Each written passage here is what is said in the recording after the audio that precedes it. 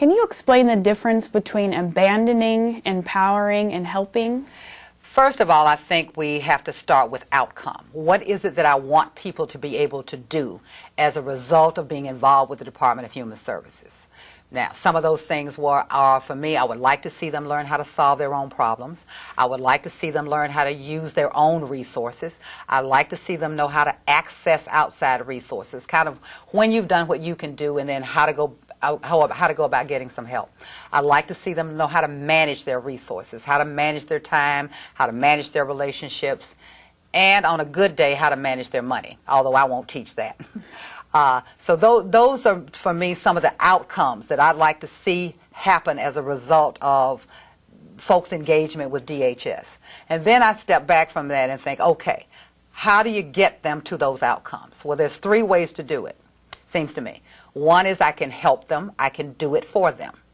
That seems to me to make them less self-sufficient and more dependent. It also says to them, you're really not very bright. You really can't do this by yourself. Only I, great Bwana, overworked case manager, can do it. So I think that's bad for them. I think that's bad for us. I think we end up helping people because, especially here in Oregon, and this is what's been really striking for me, these are some of the most caring, compassionate staff I've met in all my travels across this country. And I think that's why particularly they get trapped into helping, because they do care about the people that they serve. All right, I get tired of helping people, I get frustrated, and then I move to the other extreme, abandon them. Say, well, now look, you need to be self-sufficient. Go ye therefore be self-sufficient. Call me when you've made it. Well, that one doesn't work because, again, for caring people, that just doesn't feel right. It feels wrong. The second reason abandoning doesn't work is that it just assumes that people can do it with no help at all. So trying to get beyond those 2 extremes between doing for and walking away, to think, is there a third way? Is there another way to do this that is caring but also tries to move people towards self-sufficiency? And that's what got me thinking about the idea of empowering. And it really came from mistakes I made in my own work. I was a compulsive helper, doing for people and about wearing myself out and frustrating myself and not liking my clients much anymore. And so out of the desperation of doing that, I began to think about, is there another way for this? And that's the idea of empowering.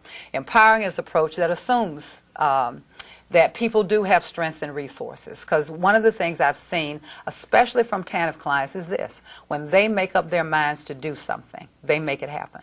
They find housing, they find ways to survive, they find ways to cope, they find ways to raise kids on a little bit of money, they find ways to do extra jobs without us finding about them.